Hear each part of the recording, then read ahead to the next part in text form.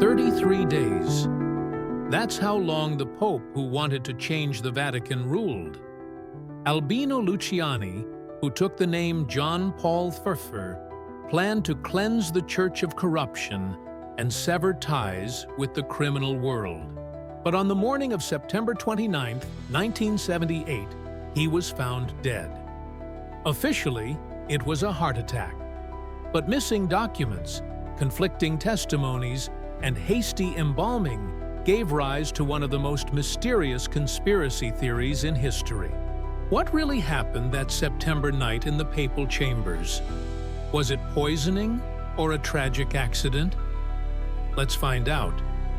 If you are interested in historical mysteries and unsolved secrets, subscribe to the channel and like this video. What do you think? Could Pope John Paul II have really changed the Vatican if he had lived longer? Or were his reforms doomed to failure due to resistance from influential circles? Write your opinion in the comments. Let's discuss this controversial topic together. On August 26, 1978, white smoke rose above the Vatican. The conclave, which lasted only one day, had reached a decision. The cardinals elected a new pope in less than 24 hours, a rare occurrence in the 20th century. Albino Luciani, the 65-year-old Patriarch of Venice, became the 263rd successor of St. Peter. He chose the name John Paul I, combining the names of his two predecessors, John XXIII and Paul VI. This gesture symbolized continuity and a desire to continue the reforms of the Second Vatican Council.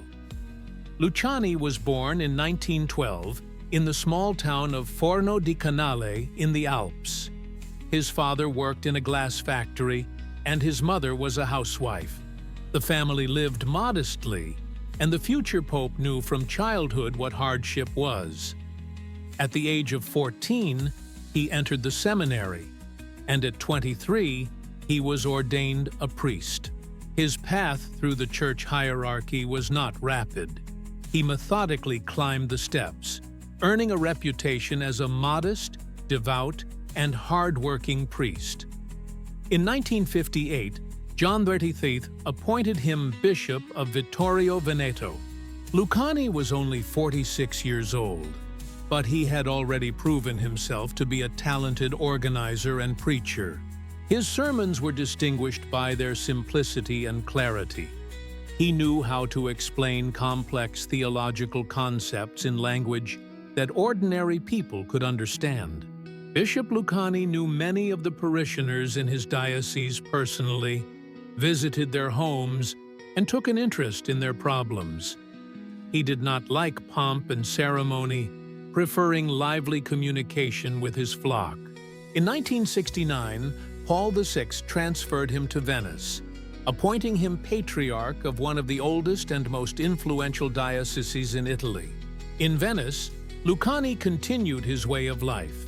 He lived simply, refused the luxurious patriarchal gondola, and sold the diocese's jewels to help children with disabilities. He advocated for social justice, but avoided political extremes. He was called the Smiling Pope for his constant friendly expression and openness. At the conclave of 1978, Luciani was not considered a favorite. Many experts predicted the election of more prominent cardinals, Giuseppe Siri of Genoa or Giovanni Benelli, Archbishop of Florence. However, the Italian cardinals were divided, and representatives of other countries were looking for a compromise figure. Luciani turned out to be just such a candidate. He did not belong to any of the influential groups within the Vatican, had no enemies, but was universally respected. When Cardinal Dean Carlo Confalonieri asked Luciani if he accepted the election, he hesitated. According to eyewitnesses, he was pale and agitated. "May God forgive you for what you have done," he said to the cardinals with tears in his eyes. But he accepted the election. At that moment, few could have imagined that his pontificate would become one of the shortest and most mysterious in the history of the Catholic Church. The new pope's first appearance on the balcony of St. Peter's Basilica was met with enthusiasm by the crowd. John Paul II refused the solemn coronation with the tiara, an ancient symbol of papal power. Instead, he held a simple enthronement ceremony, emphasizing that he was first and foremost a pastor, not a monarch. This decision shocked conservative circles in the Vatican, but was warmly welcomed by progressive Catholics around the world. In the early days of his reign, the new pope kept to his previous daily routine. He rose at 4:30 a.m., prayed, celebrated Mass, and then set to work on his paperwork. He ate a modest lunch, often alone, reading reports and memos. In the afternoon, he received visitors, cardinals, bishops, diplomats. In the evening, he prayed again and went to bed early. His day was scheduled down to the minute, but he always found time for personal communication with people who turned to him for help. Vatican officials noted the unusual simplicity of the new pontiff. He refused many of the privileges enjoyed by his predecessors. He did not want to be carried on a sedia gestatoria, a special chair. He asked for simple meals, like those he had eaten in Venice. He reduced the number of personal servants. All this caused confusion among the palace guards and administration, who were accustomed to a certain order of things. But the main changes were expected not in everyday life, but in Vatican politics. Already in his first days, John Paul II began to study the financial documents of the Holy See.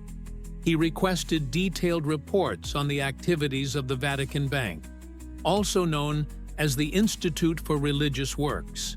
He requested information about appointments made in recent years and about the connections of some prelates with influential financiers. These actions did not go unnoticed. In the corridors of the Apostolic Palace, people began to talk about the coming changes. And some did not like these changes at all. From the very first days of his pontificate, John Paul II made it clear that he did not intend to be merely a ceremonial figure. He planned reforms that touched on the most sensitive areas of Vatican life: finances, personnel policy, and relations with political forces. The new pope was convinced that the Church should return to evangelical simplicity and poverty, abandon dubious financial transactions, and sever ties with criminal structures. These ideas were not new. Many reformers in the history of Catholicism had spoken about them, but now a man with the full authority of the papacy was going to implement them. The first target of the reforms was the Vatican Bank, the Institute for Religious Works. This institution, created in 1942, managed the Church's considerable assets. Officially, the bank was engaged in charitable activities and supporting missions, but in practice, it carried out complex financial transactions with dubious partners. Pope Paul VI tried to bring order to the finances during his lifetime, but met with fierce resistance from those who profited from the opacity of the system. Pope John Paul III requested full reports on the bank's activities over the past 10 years. He was particularly interested in transactions with Italian financiers Roberto Calvi and Michele Sindona. Both men had a reputation as financial wizards, capable of pulling off dizzying operations. But behind the glittering facades of their empires lay connections to the mafia, money laundering, and political intrigue. Sindona was already under investigation in the United States, and Calvi's position was becoming increasingly shaky. The Pope also turned his attention to the activities of Archbishop Paul Marcinus, an American of Lithuanian descent who had headed the Vatican Bank since 1971. Martizinus was a close friend of Paul VI and enjoyed his complete trust. Tall, athletic, and multilingual, he looked more like a corporate manager than a priest.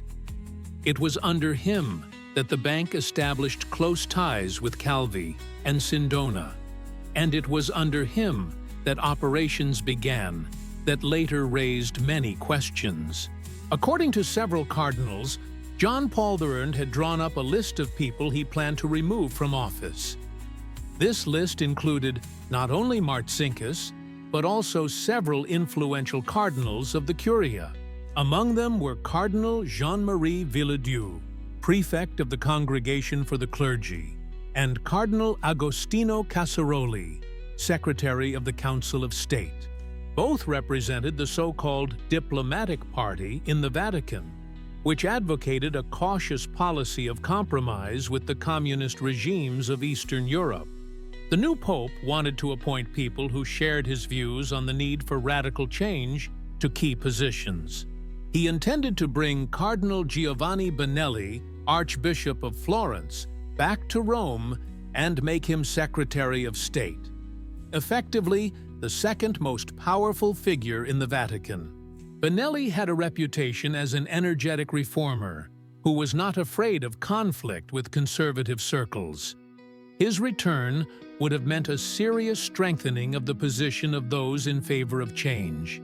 Another area of reform was to be the fight against the infiltration of Freemasons into the structures of the Vatican.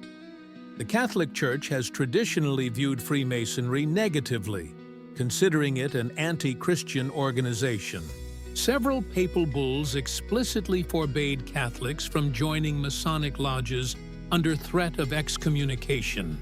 However, in the 1970s, it became known that some high-ranking clergy were secretly members of lodges, especially the infamous Propaganda Tutu Lodge.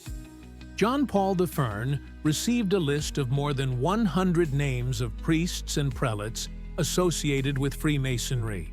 This document was given to him by Bishop Nicola Giovannetti shortly before the conclave. The new pope was shocked. The names included cardinals, archbishops, and influential administrators of the Curia. He understood that an attempt to purge the Vatican of Masonic influence would provoke fierce resistance, but he considered it his duty. In the field of social teaching, John Paul I held progressive views. He supported the ideas of Latin American liberation theology, advocated active assistance to the poor, and criticized the unjust distribution of wealth in the world. At the same time, he remained conservative on moral issues. He opposed abortion, did not support the idea of women's ordination, and insisted on the celibacy of the clergy. This combination of progressiveness on social issues and conservatism on moral issues made his position difficult to assess unequivocally. The Pope planned to strengthen ties with the Orthodox churches and Protestant denominations. He wanted to continue the ecumenical dialogue begun by John XXIII and Paul VI. His plans included a visit to Constantinople to meet with the ecumenical patriarch, as well as a visit to Canterbury to meet with the Anglican archbishop. These steps were intended to symbolize the Catholic Church's desire for Christian unity. However, the new pontiff had little time to implement his plans. 33 days was the time allotted to him by fate, or, as some believe, by the evil will of people who feared change. Every day of his papacy was filled with work, meetings, and decisions. He hurried, as if sensing that there was very little time left. But did he manage to accomplish any of his plans?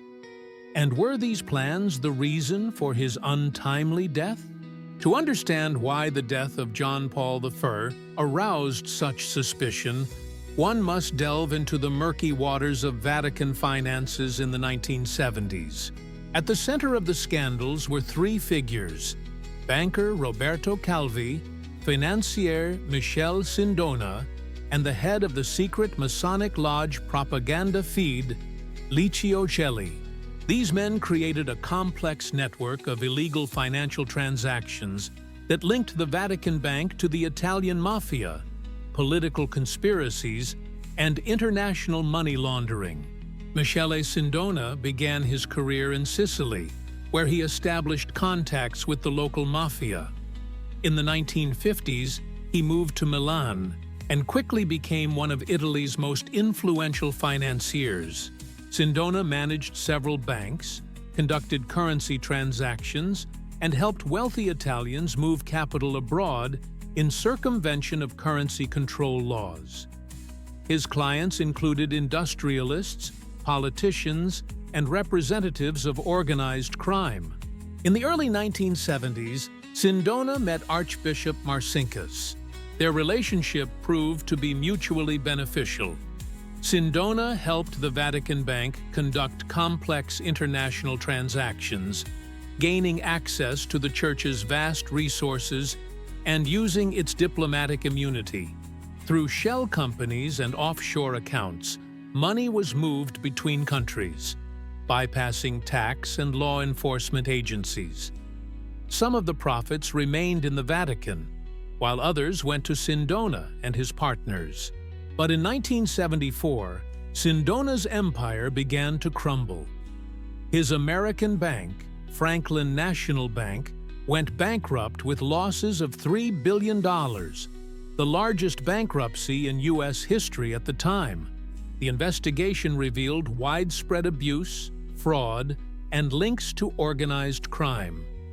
Sindona was charged with 99 counts, including embezzlement, forgery, and tax evasion. The Vatican Bank lost significant amounts of money in this collapse. Sindona was replaced by Roberto Calvi, nicknamed God's Banker, for his close ties to the Vatican. Calvi headed Banco Ambrosiano, one of Italy's largest private credit institutions. Under his leadership, the bank became the center of complex financial schemes involving dozens of countries. Calvi used a network of offshore companies in Panama, Luxembourg, and other jurisdictions to conduct transactions hidden from the Italian authorities. The Vatican Bank, which owned shares in many companies associated with Ambrosiano, played a key role in Calvi's empire. Huge sums of money passed through these companies, the origin and destination of which remained unclear. Some of the money, as it later turned out, went to finance anti-communist movements in Latin America and Eastern Europe. Some was used to bribe politicians. Some simply disappeared into the pockets of those involved in the schemes. The third figure in this story was Licio Gelli, Grand Master of the secret Masonic Lodge Propaganda Dua. This organization brought together the most influential people in Italy: generals, judges, ministers, bankers, journalists. P2 was not an ordinary Masonic lodge. It was a secretive power structure that sought to control key institutions of the Italian state. Gelli dreamed of a coup that would establish an authoritarian regime in Italy capable of countering the communist threat. Sindona, Calvi, and Marcinkus were all members of the P2 Lodge. This created a powerful link between financial machinations, political conspiracies, and the Vatican. When, in 1981, the Italian police discovered the list of P2 members, society was shocked. It contained the names of 962 people, including 3 ministers, 43 parliamentarians, 43 generals, and 8 admirals. In the mid-1970s, rumors began to circulate in the Vatican about the scale of financial abuse. Some cardinals tried to bring the problem to the attention of Paul VI, but he was already old and ill. He trusted Marcinkus and did not want to believe in the possibility of such large-scale fraud. Moreover, the American Archbishop had proven his loyalty more than once. He saved Paul VI during an assassination attempt in the Philippines in 1970, shielding him with his own body. When John Paul II began to study the financial documents, he quickly understood the scale of the problem. The Vatican Bank was involved in operations that were incompatible with Christian ethics and canon law. The money of the faithful was being used for dubious speculations. The Holy See was linked to criminal elements and political conspirators. The new pope was horrified by what he discovered. He understood that he could not remain silent, but that it was dangerous to act.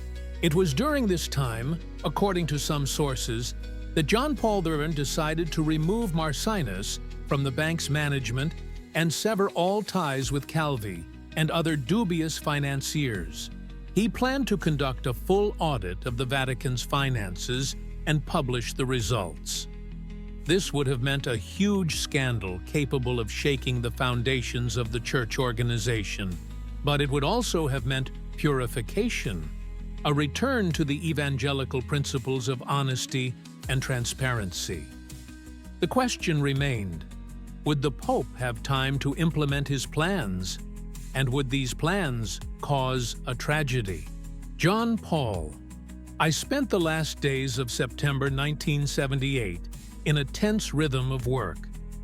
His daily routine had remained unchanged since the first days of his pontificate. He rose at 4:30 a.m., said morning prayers in his private chapel, and attended Mass at 6 a.m. Breakfast was modest: coffee with milk, cookies, sometimes fruit. After breakfast, the Pope began studying the documents prepared for him by his secretaries and advisors. On Saturday, September 23rd, the Pope held a private audience with Ukrainian Metropolitan Joseph Slipidge. The conversation concerned the situation of Catholics in the Soviet Union and the possibilities of helping persecuted believers. Slipidge had spent 18 years in Soviet camps and knew about repression firsthand. John Paul. I listened attentively to the Metropolitan and promised to do everything possible to support the underground church in the USSR. Sunday, September 24th, was the day of an important public appearance. The Pope addressed the faithful gathered in St. Peter's Square for the traditional Sunday Angelus prayer. In his sermon, he spoke of the need for simplicity and humility and criticized the pursuit of material wealth. Many observers noted that the Pope looked tired but retained his usual warm smile. After the prayer, he blessed the pilgrims and retired to the Apostolic Palace. Monday, September 25th, began with a working meeting with Secretary of State Cardinal Jean Villot. They discussed upcoming diplomatic contacts and current affairs of the Holy See. According to those present, the conversation was tense. The Pope expressed dissatisfaction with some aspects of Vatican diplomacy and hinted at possible personnel changes. Vigo left the audience visibly upset. In the afternoon, John Paul II received bishops from the United States who had arrived for their ad limina visit, a mandatory visit to Rome that bishops must make once every 5 years. The American prelates discussed with the Pope the problems facing the Church in their country, the secularization of society, the crisis of vocations, and the financial difficulties of parishes. The Pope advised them to remain faithful to tradition, but to be open to dialogue with the modern world. In the evening of the same day, a meeting took place about which little information has survived. The Pope received Cardinal Villot's secretary, Father John Magee, an Irish priest who had served as personal secretary to Paul VI in his chambers. Magee brought the Pope documents to sign and, in his own words, spent about 20 minutes with the pontiff. What exactly was discussed at this meeting remains unknown, but some researchers attach special significance to it. Tuesday, September 26th, was a day of important decisions. In the morning, the Pope worked with documents in his office. After lunch, he received Cardinal Sebastiano Baggio, prefect of the Congregation for Bishops. The conversation concerned upcoming appointments to episcopal sees in various countries around the world. John Paul I insisted on appointing progressive candidates, which was opposed by the conservative Cardinal Baggio. On the same day, the Pope met with Archbishop Marcinkus. There is conflicting information about the content of this conversation. Officially, they discussed current financial issues. But according to unconfirmed reports, John Paul I informed Marcinkus of his decision to remove him from his position as head of the Vatican Bank. If this is true, the Archbishop received the news of the end of his career just 2 days before the Pope's death. Wednesday, September 27th, began as usual. The Pope got up at 4:30 a.m., prayed, and celebrated Mass. At breakfast, he looked through the morning newspapers and made notes in the margins of documents. At 9 a.m., the general audience began in St. Peter's Square. John Paul I addressed thousands of pilgrims, speaking about faith, hope, and love. His voice sounded cheerful, and his mood was upbeat. After the audience, the Pope returned to the Apostolic Palace and received several visitors. Among them was Archbishop Miroslav Malinowski, secretary of the Congregation for Oriental Churches, with whom he discussed relations with the Orthodox churches. This was followed by a meeting with Cardinal Gabriele Maria Garon, prefect of the Congregation for Catholic Education. They talked about the reform of seminary education and the training of priests. Lunch that day was in the company of Secretary Diego Lorenz and John Magee. The Pope was in good spirits, joking and telling stories from his Venetian past. After lunch, he rested for a while, then returned to work on documents. In the evening, he took his traditional walk through the Vatican gardens, his only entertainment and physical exercise. At 8 p.m., the Pope had dinner. Again, a modest meal of soup, boiled meat, and vegetables. After dinner, he retired to his quarters for evening prayer and reading. Only the table lamp was lit in his room. On the table lay the documents he was studying before bed: financial reports from the Vatican Bank, a list of proposed personnel changes, and memos from his advisors. Around 10 p.m., his secretary Diego Lorenzi wished the Pope good night and retired to his room. John Paul was left alone. He continued to work on the documents for some time. What was he thinking about in those last hours of his life? About the reforms he wanted to carry out? About the resistance he faced? About those who were interested in preserving the status quo? We will never know the answers to these questions. All we know is that on the morning of the next day, September 28th, the Pope was found dead in his bed. The night of September 27 to 28, 1978, is shrouded in mystery. What happened in the papal chambers during those hours has been the subject of numerous investigations, speculations, and theories. The official version states that John Paul I spent the evening as usual, went to bed around 11 p.m., and died in his sleep of a heart attack. But numerous inconsistencies in witness statements cast doubt on this simple picture. According to his secretary, Diego Lorenzi, he wished the Pope good night at around 10 p.m. The pontiff was sitting in an armchair in his bedroom, reading documents. He looked tired, but not ill. His voice sounded normal, and there were no signs of illness. Lorenzi retired to his room, located across the corridor from the papal apartments. He heard no sounds from the Pope's room during the night. Sister Vincenza, a nun from the Order of the Sisters of Maria Bambina who was on duty at the Apostolic Palace, claimed to have seen a light in the window of the Pope's bedroom until 11:30 p.m. After that, the light went out. and she decided that the Pope had gone to bed. Sister Vincenza and her colleagues were on duty around the clock in the palace, preparing meals and keeping order. They slept in rooms on the same floor as the papal apartments. But what did the Pope do between 11 p.m. and dawn? Did he continue reading his documents? Did he pray in bed before going to sleep? Or perhaps someone visited him during those night hours?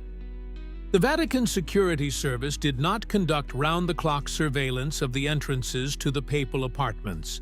Swiss guards patrolled the palace, but did not stand directly at the doors of the Pope's rooms. Theoretically, anyone with access to the palace could have passed unnoticed to the papal quarters. There is testimony that has never been officially confirmed. One of the Swiss guards allegedly saw two men in black cassocks entering the wing of the Apostolic Palace, where the papal apartments were located around midnight. The guard did not stop them, deciding that they were cardinals or high-ranking prelates who had the right to visit at night. Later, this guard was transferred to another place of service, and it was not possible to find him to give testimony. There is another version of the last hours of John Paul I's life. According to this version, the Pope worked on documents until late at night. He studied financial reports, made notes, and compiled a list of persons to be removed from office. At some point, he felt tired and went to bed without undressing completely. He remained in his white cassock and black shoes. He continued to read the documents in bed, holding them in his hands. That is how he was found in the morning, sitting in bed, leaning on pillows, with papers in his hands and glasses on his face. This is a strange position for a person who died in his sleep from a heart attack. Usually, during such an attack, a person experiences sharp pain, grabs their chest, and falls on their side. They cannot remain seated and continue to hold papers. This detail raised many questions to which the Vatican has never given convincing answers. According to medical data, death occurred between 2 and 4 o'clock in the morning. At that time, some kind of catastrophe probably occurred in the Pope's body. His heart stopped, and he stopped breathing. If it had been a normal heart attack, there would have been characteristic signs: blue skin, a distorted facial expression, traces of convulsions. But those who saw the body in the morning claimed that the Pope looked calm, almost peaceful. Did John Paul II have a call button next to his bed? Official sources are silent on this. It is logical to assume that the papal apartments should have had an emergency communication system with secretaries and medical services. Why didn't the Pope use it if he felt unwell? Or did everything happen so quickly that he didn't have time to press the button? Or maybe the system simply wasn't working that night. The temperature in the room also raises questions. September nights in Rome are still warm, but not hot. The windows in the Pope's bedroom were closed. The heating had not yet been turned on. The room must have been cool, ideal conditions for sleep. Nothing foreshadowed disaster, and yet, on the morning of September 28th, the Pope was dead, and the Catholic world was plunged into shock and confusion. The morning of September 29th began as usual. Sister Vincenza got up at 4:30 a.m., as always, to make coffee for the Pope. Around 5 a.m., she headed to the papal apartments with a tray. According to the established routine, she was to leave the coffee outside the bedroom door and quietly leave. The Pope himself would come out for the tray when he woke up. But that morning, Sister Vincenza decided to check if anything else was needed. She knocked on the bedroom door. There was no answer. She knocked louder. Again, silence. Concerned, she opened the door slightly and looked inside.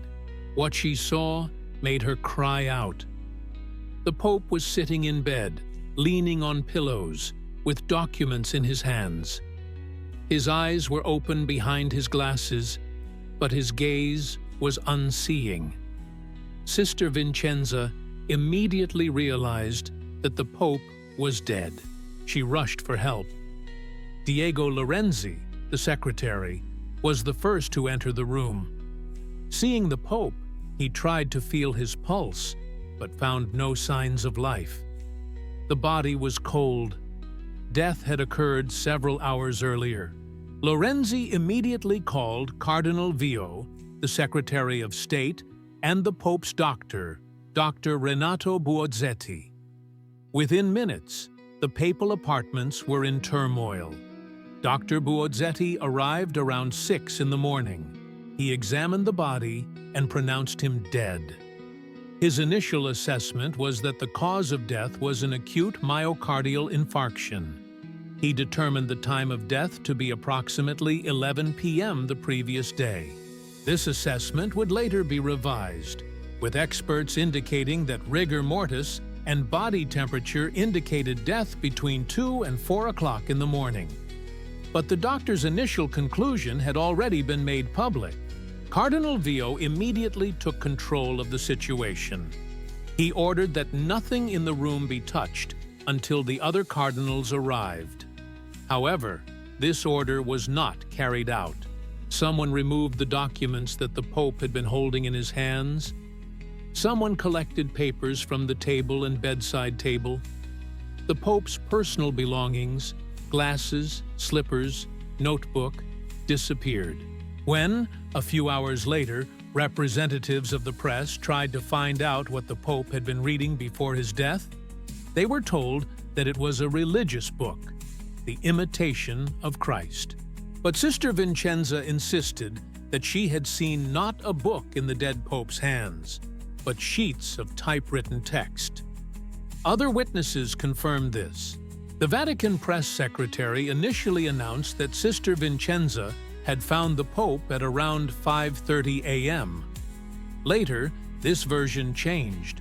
Allegedly, the Pope was found by his personal secretary, Diego Lorenzi, at 4:45 a.m. The reason for this change in the official version was not explained. Another oddity concerned the deceased's clothing. Initial reports said that the Pope was found in his pajamas, but Sister Vincenza claimed that he was wearing a white cassock and even shoes. This detail is important. It indicates that the Pope was not preparing for bed as usual, but was working late. The Vatican did not comment on this contradiction, preferring the pajama version. By 7 o'clock in the morning, key figures of the Vatican, cardinals, heads of congregations, papal advisors, had gathered in the Apostolic Palace. Discussions on further action began. The main question was whether to perform an autopsy on the body. Church law did not prohibit this, and there had been cases in history when the bodies of popes had been autopsied for embalming or other reasons. But Cardinal Vio was categorically opposed to an autopsy. His arguments boiled down to the fact that the cause of death was clear, a heart attack, and an autopsy would not provide any new information. Moreover, it would violate the dignity of the deceased and could be misinterpreted by the public. Some cardinals objected, pointing out that the sudden death of the Pope after only 33 days of reign required a full medical investigation, but their voices were drowned out. The decision not to perform an autopsy was made quickly and definitively. The body was embalmed on the same day, September 29th. The procedure was performed by specialists from the Signoraci Funeral Home, which traditionally served the Vatican. They removed the internal organs, filled the body with preservatives, and restored its appearance. After embalming, any possibility of establishing the true cause of death was lost forever. If there were any poisons or toxins in the body, they became inaccessible for analysis. By noon, the body was laid out for farewell in St. Peter's Basilica. thousands of people came to pay their last respects to the Pope, who had reigned for only 33 days. Many wept, unable to believe what had happened. The smiling Pope, who had inspired such hope, was dead. And the questions that arose in the first hours after the body was discovered remained unanswered and continue to torment researchers to this day. The official version of events presented by the Vatican was concise and left no room for doubt. Pope John Paul died of an acute myocardial infarction at around 11 p.m. on September 27th. Death was instantaneous and painless. The Pope did not suffer from serious heart disease, but at his age, 65, a sudden heart attack is not unusual. The stress of the first weeks of his pontificate, intense work, and emotional tension could have triggered the attack. Vatican spokesman Romeo Pansiroli outlined this version in detail at a press conference on September 29th. He emphasized that the Pope had not complained of any health problems, did not take any heart medication, and led a normal lifestyle until the very end. The Pope was last seen alive by his secretary, Diego Lorenzi, at around 10 p.m. In the morning, the secretary found him dead. The doctor confirmed natural death from heart failure. When asked by journalists why an autopsy was not performed, Pansiroli replied that there was no need for one. The cause of death is obvious, and an autopsy would not provide any additional information. In addition, such a procedure contradicts Vatican traditions and could be perceived as disrespectful to the late pontiff. Church authorities decided to preserve the dignity of the deceased and not subject his body to medical examination. As for rumors that the Pope was found not in pajamas, but in a cassock, and not with a religious book, but with documents in his hands, the spokesman called this speculation. The Pope was preparing for bed, reading spiritual literature, and died peacefully in his sleep. Any other versions are the fruit of imagination and an attempt to create a sensation out of a tragic event. The Vatican asks that the memory of the deceased be respected and that unverified information not be disseminated. Dr. Bazzanetti, the Pope's doctor, gave his conclusion to the press. He confirmed that the cause of death was an acute myocardial infarction. According to him, he examined the Pope several times during September and did not find any serious health problems. Yes, the Pope complained of insomnia and fatigue, but this is normal for a person who has taken on such responsibility. He prescribed a mild sleeping pill for the Pope, but did not prescribe any heart medication. Bazzanetti also reported that the Pope had low blood pressure, about 90/60. This is not a disease, but it can cause weakness and dizziness. Perhaps low blood pressure combined with stress created the conditions for a heart attack. The doctor emphasized that he did everything possible to care for the pontiff's health, but it was impossible to prevent his sudden death. Cardinal Vio, the Secretary of State, made a statement at a meeting of the College of Cardinals. He called on everyone to remain calm and united in the face of tragedy. The Pope's death was God's will, and the Church must accept it with humility. It was necessary to convene a conclave as soon as possible to elect a new pontiff. The life of the Church must continue despite the shock. Some cardinals tried to raise the question of the need to investigate the circumstances of the death. Cardinal Giovanni Benelli, Archbishop of Florence, was particularly insistent on this. He pointed to numerous contradictions in the official version, the hastiness of the embalming, and the disappearance of documents from the papal chambers. Benelli proposed the creation of a special commission to investigate all aspects of what had happened, but his proposal did not receive support. most of the cardinals were inclined to accept the official version and not to inflame the scandal. The Church was in crisis after the deaths of 2 popes in 2 months. Paul VI died on August 6th and John Paul I on September 28th.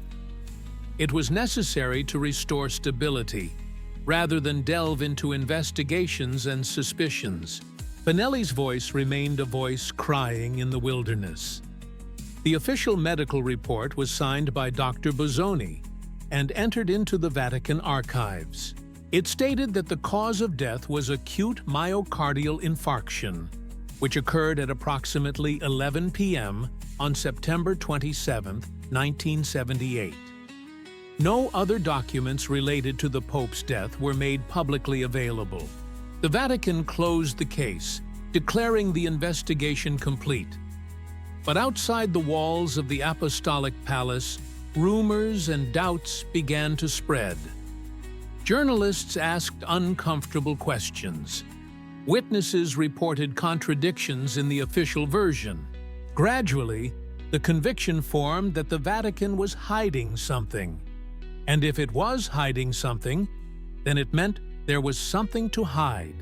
This is how one of the most enduring conspiracy theories in modern history was born: the theory about the murder of Pope John Paul I. The more journalists and independent researchers studied the official version, the more inconsistencies and contradictions they found in it.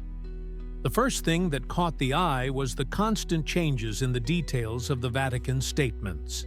At first, it was said that Sister Vincenza found the Pope at 5:30 a.m., then that Secretary Lorenz was found at 4:45 a.m. At first, it was claimed that he was in his pajamas. Then the detail about his clothing disappeared from official reports altogether. The question of what the Pope was reading before his death sparked a lot of debate. Initially, the Vatican announced that it was the book The Imitation of Christ, a classic work of Christian spiritual literature. But Sister Vincenza and other witnesses insisted that they saw not a book in the deceased's hands, but sheets of typewritten text. When journalists tried to find out where these documents had gone, they were told that all the papers from the papal chambers had been transferred to the archives. However, none of the researchers were able to gain access to these documents. The Vatican archives are strictly controlled, and documents related to recent events are closed to study.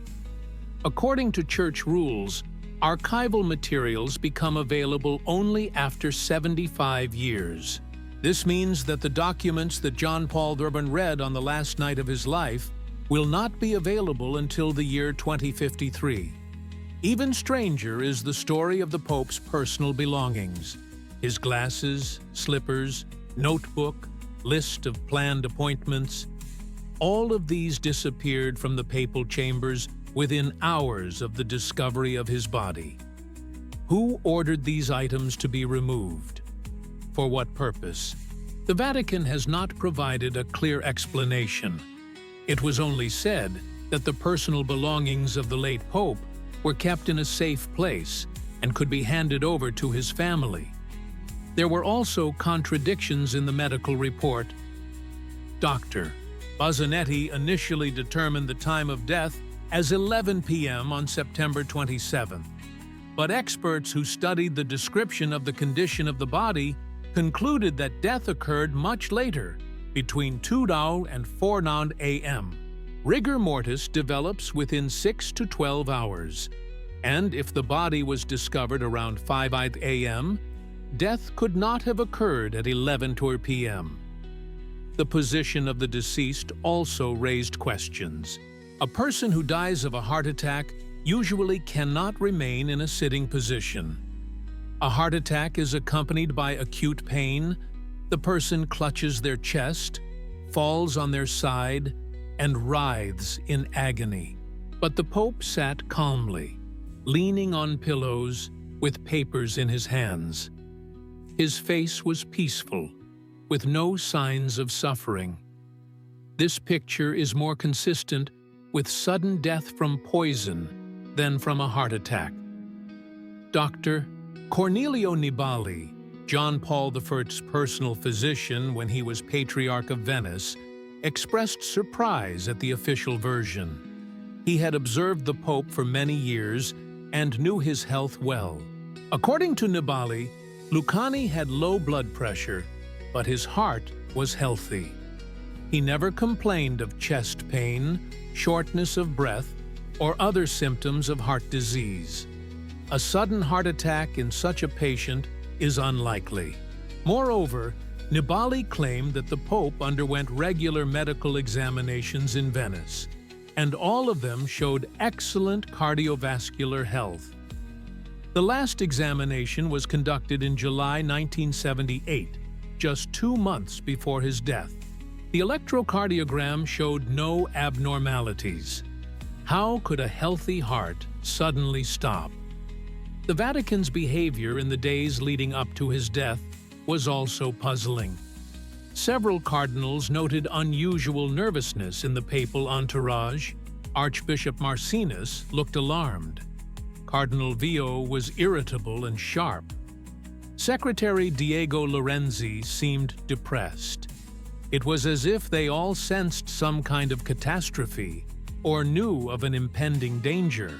Researchers paid particular attention to the speed with which the body was embalmed. Usually, at least a day passes between death and embalming.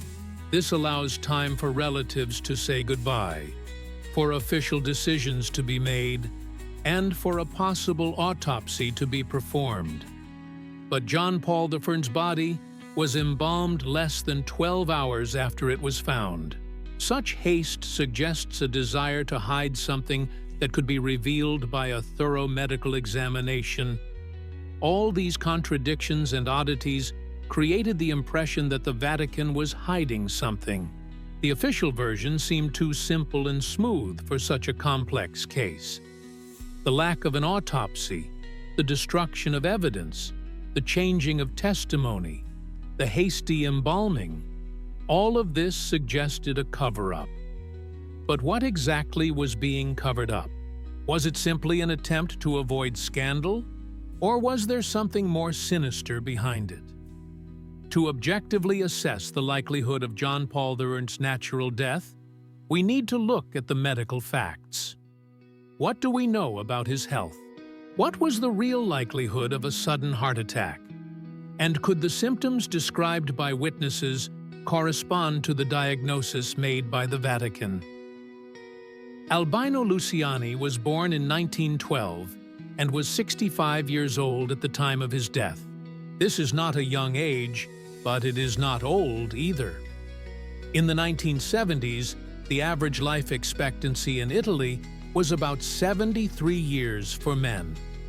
The Pope led a healthy lifestyle. He did not smoke, drank very little alcohol, and ate moderately. His only physical activity was walking in the Vatican gardens. Medical records from Venice show that Luciani underwent regular checkups. His doctor, Dr. Nibali, kept detailed medical records. The patient's main problem was low blood pressure, or hypotension. Luciani's blood pressure was usually 90/60, and sometimes dropped to 85/55. This caused fatigue, dizziness, and sometimes fainting spells. Hypotension itself is not a risk factor for heart attack. On the contrary, high blood pressure, hypertension, is much more dangerous for the heart. People with low blood pressure rarely suffer from heart attacks. Their main problems are weakness, poor tolerance to physical exertion, and a tendency to faint. But sudden death from cardiac arrest is not typical for people with hypotension. Luciani had problems with the veins in his legs, varicose veins. This is a common condition, especially in people who spend a lot of time standing or sitting. To alleviate the condition, the Pope wore special compression stockings. Varicose veins can lead to the formation of blood clots, which, if detached, can cause pulmonary embolism. This can indeed be a cause of sudden death. However, thromboembolism has characteristic symptoms that distinguish it from a heart attack. The person suddenly begins to suffocate, turns blue, and clutches at their chest. Death can occur within minutes, but it is accompanied by panic and a struggle for life. The peaceful posture in which the Pope was found is not consistent with the picture of thromboembolism. Another problem for Lucani was swelling of the ankles, a consequence of venous insufficiency and, possibly, weakness of the right ventricle of the heart. Dr. Nibali prescribed diuretics to remove excess fluid, but a cardiological examination did not reveal serious heart failure. The left ventricular ejection fraction was normal, the valves were working well, and the heart rhythm was normal. In the Vatican, the Pope complained of insomnia. This is not surprising. The stress of a new position, enormous responsibility, and difficult decisions that had to be made. Dr. Buozzetti prescribed him Efortil, a mild tonic that raises blood pressure. Also, according to some reports, the Pope took a mild sleeping pill. None of these drugs are dangerous and cannot cause cardiac arrest. Independent cardiologists who studied the available medical information about Lucani concluded that the likelihood of a sudden myocardial infarction was extremely low. He did not have any of the classic risk factors: no hypertension, diabetes, obesity, atherosclerosis, or family history of heart disease. His cholesterol was normal, and his electrocardiograms showed no abnormalities. Dr. John Cornwell, a British journalist and physician who investigated the death of John Paul I, concluded that the cause could have been a pulmonary embolism triggered by varicose veins. This is the only natural cause that could explain sudden death without prior symptoms. But even Cornwell acknowledged that the lack of an autopsy makes any conclusions speculative. Other medical experts pointed to the possibility of cardiac arrest due to arrhythmia. Sometimes even people with healthy hearts can experience dangerous arrhythmias, such as ventricular fibrillation or ventricular tachycardia. This leads to instant loss of consciousness and death within minutes if resuscitation is not performed. But such disorders usually have precursors: extrasystoles, episodes of rapid heartbeat. And the Pope never complained of such symptoms. So, medical analysis does not provide a clear answer. Natural death is possible but unlikely. The Pope's health did not suggest a high risk of sudden death. The circumstances of the discovery of the body do not correspond to the typical picture of either a heart attack or thromboembolism. The lack of an autopsy and the hasty embalming have forever closed the possibility of establishing the truth with medical accuracy. We can only guess whether it was really God's will or the evil will of man. If we discard the version of natural death as unlikely, the question arises, how could the Pope have been poisoned? Experts who studied the circumstances of John Paul I's death name several poisons that could have been used. The most frequently mentioned is digitalis, a drug derived from the foxglove plant. According to many researchers, this poison best matches the observed symptoms. Digitalis is used in medicine to treat heart failure. In therapeutic doses, it strengthens heart contractions, slows the rhythm, and helps the heart work more efficiently. But in large doses, digitalis becomes a deadly poison. An overdose causes dangerous heart rhythm disturbances that lead to cardiac arrest. In this case, death may appear to be natural, from a heart attack. Symptoms of digitalis poisoning develop gradually. First, nausea, dizziness, and visual disturbances appear. Objects appear yellow or green. Then arrhythmia begins. The heart beats unevenly, sometimes speeding up, sometimes slowing down. In the later stages, convulsions, loss of consciousness, and cardiac arrest occur. The entire process can take from several hours to several days, depending on the dose. An important feature of digitalis is that it does not cause sharp pain or suffering. The person gradually weakens, loses consciousness, and dies relatively peacefully. This explains why the Pope was found in a peaceful position, with no signs of struggle or suffering. If he was given a large dose of digitalis in the evening, the symptoms could have started a few hours later, and death could have occurred during the night when he was no longer able to call for help. Digitalis has another advantage for the poisoner. It is difficult to detect during a routine autopsy. A standard toxicological examination may not reveal the drug, especially if some time has passed since death. Special tests are needed to detect digitalis, which are rarely performed when natural death is suspected. And after embalming the body, it becomes virtually impossible to detect the poison.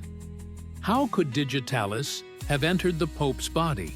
The easiest way is through food or drink. The drug has no distinct taste, especially if dissolved in coffee or added to food. The Pope ate and drank what the nuns and servants brought him. Any of them could have added poison to his food or drink, or someone could have sneaked into the kitchen and mixed digitalis into the food intended for the Pope. There is also a more sinister version. Some researchers believe that the poison could have been administered through the medications the Pope was taking. He drank Efertil to raise his blood pressure and possibly a sleeping pill. If someone replaced these drugs with counterfeit ones containing digitalis, the Pope poisoned himself by taking the medicine. This method eliminates the need to break into the papal chambers and act in the presence of witnesses. But digitalis is not the only poison mentioned in connection with the death of John Paul I. Potassium cyanide, a classic assassin's poison, has also been mentioned. Cyanides act very quickly, causing suffocation at the cellular level. Death occurs within a few minutes. However, cyanides have a characteristic bitter almond smell, and their use is easily detected. It is unlikely that the killer would have chosen such an obvious poison. Other options were also considered: arsenic, thallium, and strychnine. But all these poisons have characteristic symptoms that do not correspond to the observed picture. Arsenic causes vomiting and diarrhea. Thallium leads to hair loss and damage to the nervous system. Strychnine causes terrible convulsions and a painful death. Nothing of the sort was observed in the Pope. Dr. Peter Bruckemeyer, a German toxicologist who studied the case, concluded that if poisoning did occur, the most likely poison was digitalis. It is ideal for covert murder, accessible, effective, difficult to detect, and does not arouse suspicion. Death from an overdose of digitalis can easily be mistaken for a natural heart attack, especially if no detailed toxicological examination is carried out. But was it possible for anyone to give the Pope digitalis? Few people had access to the Pope's chambers: secretaries, nuns, a doctor, and a few close cardinals. The kitchen was controlled by nuns of the Order of Sisters of Maria Bambina. Dr. Buozzetti prepared and administered the Pope's medications. Swiss guards protected the entrances to the Apostolic Palace. In theory, any of them could have been the murderer, but this would require motive, opportunity, and determination. Who could have had all of these at the same time? In 1984, a book was published that shook the Catholic world and turned the death of John Paul I into an international scandal. British journalist David Yallop published an investigation entitled "In God's Name." In it, He directly accused Vatican circles of murdering the Pope and presented extensive evidence to support his version. The book instantly became a bestseller, sold millions of copies, and was translated into dozens of languages. Yallop spent 3 years investigating. He met with witnesses, studied financial documents, and talked to bankers, journalists, and priests. He got access to stuff the Vatican was trying to hide. His sources inside the church hierarchy gave him copies of documents, lists of members of the Masonic Lodge P2, and financial reports from the Vatican Bank. Based on this material, Yallop constructed a convincing version of events. According to Yallop, John Paul II was killed because he threatened to expose financial machinations linking the Vatican to the mafia, Freemasons, and corrupt politicians. The Pope compiled a list of 6 people whom he planned to remove from office the morning after his death. This list included Archbishop Marcinkus, Cardinals Vigo, Casaroli, Baggio, and other influential prelates. All of them were involved in questionable financial transactions. Yallop claimed that the decision to kill the Pope was made by a small circle of conspirators. They included the heads of the Vatican Bank, Italian financiers associated with it, and high-ranking members of the P2 Masonic Lodge. They understood that John Paul I's reforms would destroy their schemes for enrichment and lead to prosecution. The only way to stop the Pope was to physically eliminate him. According to Yallop, the poison was mixed into the Pope's evening coffee or medicine, which he took before bed. The perpetrator could have been someone from the service staff acting on someone's orders. The death had to look natural, so they chose digitalis, a drug that is difficult to detect and causes cardiac arrest similar to a heart attack. The plan worked perfectly. The Pope died, no autopsy was performed, and the body was quickly embalmed. In his book, Yallop described in detail the financial machinations that motivated the murder. The Vatican Bank, under the leadership of Marcinkus, was involved in laundering money for the Italian mafia. The Banco Ambrosiano Roberto Calvi served as a cover for transferring hundreds of millions of dollars to offshore zones. Michele Sindona used his connections with the Vatican to conduct illegal currency transactions. All this brought huge profits to the participants in the schemes. Yallop named specific names and amounts. According to his data, more than $1 billion of dubious origin passed through Banco Ambrosiano alone. Some of this money ended up in the accounts of the Vatican Bank. Another part went to finance anti-communist movements in Latin America, including the Contras in Nicaragua. The third part simply disappeared into the pockets of those involved in the scheme. The book provoked a furious reaction from the Vatican. An official representative of the Holy See called Yallop's investigation a collection of lies and slander. The Vatican threatened legal action, but never filed a lawsuit. Some Catholic publications called for the book to be banned, but this was impossible in democratic countries. In the Name of God continued to sell millions of copies despite the Church's protests.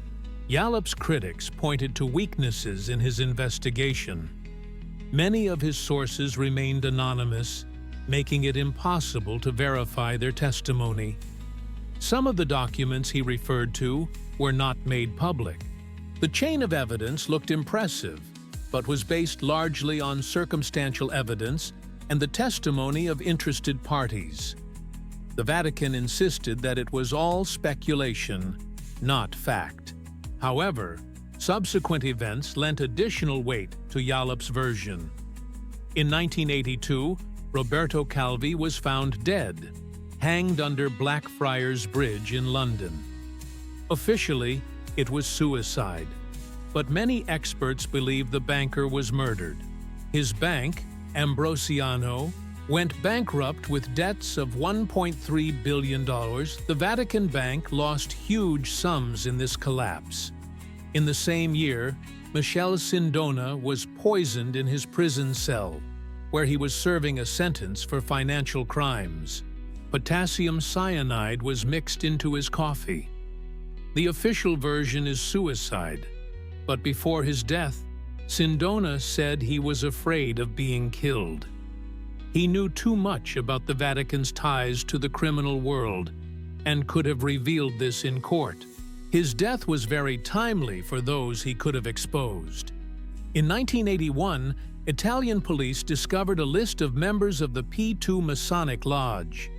Among the 962 names were priests, cardinals, bankers, politicians, and generals. This confirmed the existence of the secret network of influence that Yallop had written about.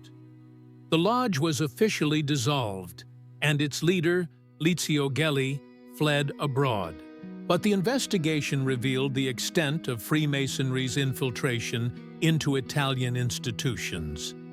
All these events took place after the death of John Paul I, but they confirmed that his fears were well-founded. The Vatican was indeed involved in dubious financial transactions. There really was a criminal network involving bankers, Freemasons, and church hierarchs. And people who knew too much about it did indeed die under mysterious circumstances. Maybe Yallop wasn't so far from the truth. David Yallop's investigation was not the only one. After the publication of In God's Name, other journalists and historians began their own investigations into the death of John Paul I. Some supported the murder theory, others tried to refute it. Still others offered alternative explanations.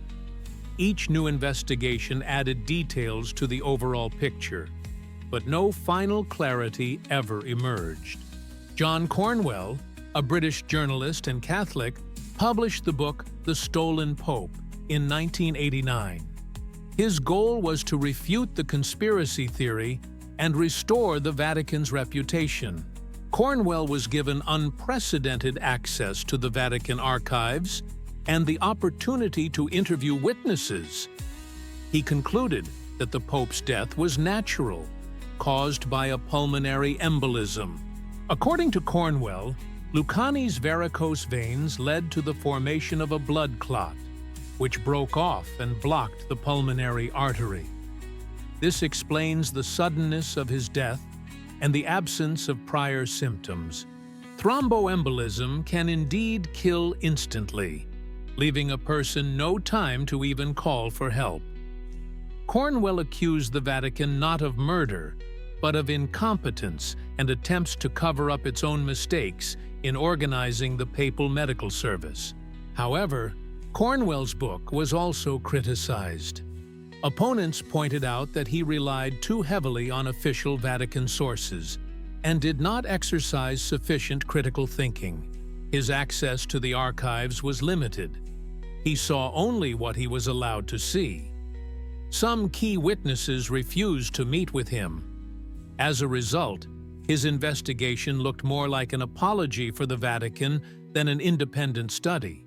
Italian journalist Camillo Bassi conducted his own investigation, published in 1987. He focused on the financial aspects of the case and confirmed many of the facts presented by Yallop. Bassi gained access to bank documents that revealed the extent of the Vatican Bank's questionable transactions. He also established links between the bank's management and Italian organized crime. Bassi did not make any direct accusations of murder, but he showed that there was definitely a motive for it. John Paul III's reforms threatened the interests of too many influential people. If the Pope had lived longer and carried out his plans, it would have led to the collapse of financial empires and legal prosecutions. The conspirators had every reason to want the reformer dead. French historian Jean-Jacques Thierry, in his 1990 work, proposed a compromise version. In his opinion, the Pope did indeed die a natural death, But the Vatican used this death to eliminate the inconvenient reformer. The conspiracy was not to murder him, but to conceal the truth and manipulate the circumstances. The rapid embalming, the refusal to perform an autopsy, the disappearance of documents, all this was done deliberately to prevent unwanted questions. American researchers Thomas and Morgan Witz, in their 1983 book, The Pontiff, presented a detailed analysis of the last days of the Pope's life. They conducted dozens of interviews, studied medical records, and analyzed his daily routine. Their conclusion was that the Pope's death remains a mystery, but the balance of probabilities favors natural causes. However, they acknowledged that the Vatican's behavior gave rise to reasonable suspicion. Italian judge Francesco Mistretta attempted an official investigation in the early 2000s. He tried to gain access to the Vatican archives and question witnesses under oath. But the Vatican, being an independent state, refused to cooperate. Mistretta had no jurisdiction over the territory of the Holy See. His investigation reached a dead end, yielding no results. Independent medical experts have repeatedly called for the Pope's body to be exhumed for modern toxicological analysis. 21st century technology can detect traces of poison even in embalmed tissue. Analysis of hair, nails, and bone tissue could provide an answer to the question of poisoning.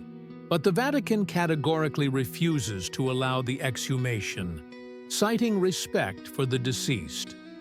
In 2007, a documentary film, The Death of the Pope, was released, which collected the testimonies of all the witnesses to the events who were still alive. Sister Vincenza, Secretary Lorenz, and several cardinals gave interviews. Their testimonies confirmed many contradictions in the official version, but did not provide a definitive answer. The mystery of John Paul III's death remained unsolved. To understand who could have been behind the Pope's possible murder, it is necessary to find out who would have benefited from it. An analysis of motives shows that John Paul II's reforms threatened the interests of several influential groups inside and outside the Vatican. Each of these groups had reasons to wish for the reformer's death, and each had the means to organize the murder. The first group was the leaders of the Vatican Bank and associated financiers. Archbishop Marcinkus knew that the Pope was going to remove him. An investigation into the bank's finances would have revealed abuses that would have led to criminal prosecution. Marcinkus could have ended up in prison, and his reputation would have been destroyed. For a man who had made his career in the church, this meant complete ruin.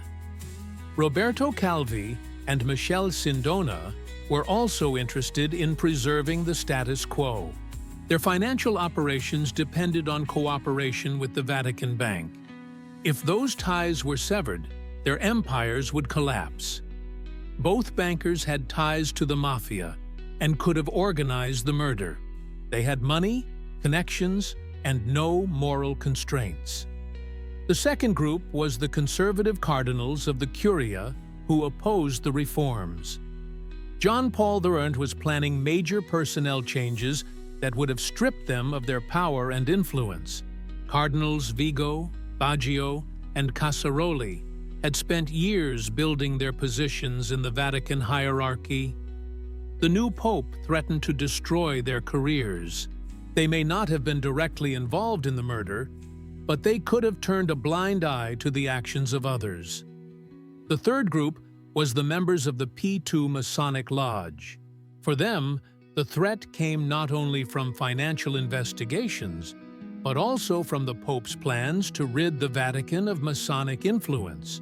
If the list of lodge members among the priests had become public, it would have led to mass excommunications and exposés. P2 had enormous influence in Italy and could organize anything. The fourth group was Italian organized crime. The mafia used the Vatican Bank to launder money. Connections with the church gave criminals respectability and protection. Breaking these ties would have dealt a serious blow to the mafia's financial interests. And the mafia is known for ruthlessly eliminating those who threaten its business. There is also a political motive. During the Cold War, the Vatican played an important role in opposing communism. Money from the Vatican Bank financed anti-communist movements around the world. The CIA and other Western intelligence agencies were interested in preserving this system. John Paul I, with his ideas of social justice, could have upset the balance. Some researchers point to the possible role of intelligence agencies in the Pope's death.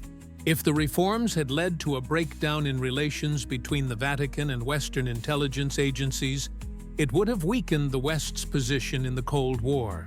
The intelligence agencies had experience in organizing secret assassinations and had the necessary resources at their disposal.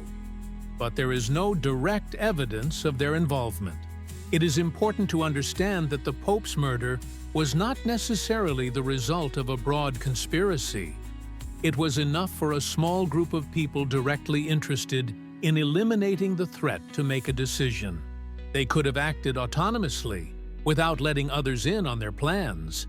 The perpetrator could have been a single person who had access to the Pope's chambers and was willing to commit the crime for money or for ideological reasons. The psychological profile of the potential killer suggests a person with medical knowledge or access to poisons. Perhaps it was a doctor, pharmacist, or someone from the Vatican's medical staff. The person had to have constant access to the Apostolic Palace so as not to arouse suspicion. And he had to have the cold determination to kill the head of the Catholic Church. The perpetrator's motive could have been different. Perhaps he was paid a large sum of money. Perhaps he was promised career advancement or protection from prosecution for past misdeeds. Perhaps he was convinced that the Pope was threatening the interests of the Church and that his death was necessary to save the Vatican. History knows examples of people who committed monstrous crimes, believing that they were acting for the good. Is there a single answer to the question of motives? Probably not. Most likely, there was a convergence of interests among various groups. They were all interested in eliminating the Pope for different reasons. Perhaps one person made the decision and acted, knowing that the others would not interfere. And after the Pope's death, all interested parties united to hide the truth and protect themselves from investigation. More than 47 years have passed since the death of John Paul I. During this time, the Vatican has repeatedly returned to the subject of the circumstances surrounding the Pope's death, trying to close the issue once and for all. The official position of the Holy See has remained unchanged. The Pope died a natural death, and all talk of murder is baseless speculation. However, the tone of the statements has changed over time, from categorical denial to milder wording. In 2008, the Vatican partially opened the archives of Paul VI's pontificate, allowing researchers to access some documents from the 1970s. Among them were materials on the financial scandals of that time, confirming many of the facts set out in journalists' investigations. The Vatican acknowledged that there were indeed serious problems in financial management, but insisted that they were unrelated to the death of John Paul I. In 2012, Pope Benedict XVI indirectly touched on the circumstances surrounding his predecessor's death in an interview. He acknowledged that the Vatican could have been more open and that the lack of an autopsy was a mistake. However, he emphasized that it was a procedural error and not an attempt to cover up a crime. Benedict called for an end to speculation and for the Pope's death to be accepted as God's will. Pope Francis, elected in 2013, also spoke on this issue. Being himself a reformer and critic of the Vatican's financial structures, he expressed understanding for John Paul I's concern about the state of the Church's finances. Francis carried out his own reforms of the Vatican Bank, tightened control over financial transactions, and dismissed some officials. But he preferred not to talk about the death of the Pope in 1978. In 2016, a book by Cardinal Giovanni Battista Re, who was close to many of those involved in the events, was published. In it, he categorically rejected the conspiracy theory, calling it offensive to the memory of the deceased. Re claimed that he had personally seen the medical records and was convinced that the death was natural. He accused journalists of sensationalizing the tragedy and called for an end to speculation on the subject. However, critics pointed out that Cardinal Re himself was part of the Vatican establishment and had an interest in protecting the Church's reputation. His book did not present any new evidence, but merely repeated the official version. The medical documents he referred to were never published. Thus, his statements were based on faith rather than verifiable facts. In 2020, the archives of the pontificate of Paul VI were fully opened to researchers. Historians gained access to thousands of documents, including correspondence with bankers, financial reports, and records of audiences. These materials confirmed the scale of the Vatican's financial problems in the 1970s. However, no documents directly related to the death of John Paul I were found in the open access archives. Officially, the archives of John Paul I's pontificate are to be opened in 2053, 75 years after his death. By that time, all witnesses to the events will have died. The historical context will be lost. Even if compromising documents are found in the archives, it will be impossible to hold anyone accountable. This leads some to suspect that the long period of secrecy was chosen deliberately. The Vatican's current position can be described as weary irritation. Official representatives of the Holy See prefer not to comment on conspiracy theories, considering them long since disproved. When journalists ask questions about the circumstances of John Paul I's death, they are politely but firmly told that the matter is closed. No new investigations will be conducted. Interestingly, the Catholic community is divided in its opinions. Conservative believers tend to accept the official version and consider talk of murder blasphemous. Progressive Catholics are more likely to admit the possibility of a conspiracy and criticize the Vatican for its lack of transparency. The majority of ordinary believers are simply not interested in this issue, considering it an internal church matter that does not concern their faith. The historical assessment of John Paul I's pontificate has changed over time. While in the 1980s he was mainly remembered in the context of conspiracy theories, there is now growing interest in his personality and reform plans. Many see him as a missed opportunity for the Church, an opportunity to make radical changes and cleanse itself of corruption. His death, regardless of the causes, interrupted this process of renewal. Summing up the results of this investigation, we must honestly admit that there is no definitive answer to the question of the causes of John Paul I's death. Almost half a century has passed, key witnesses have died, and evidence has been destroyed or is unavailable.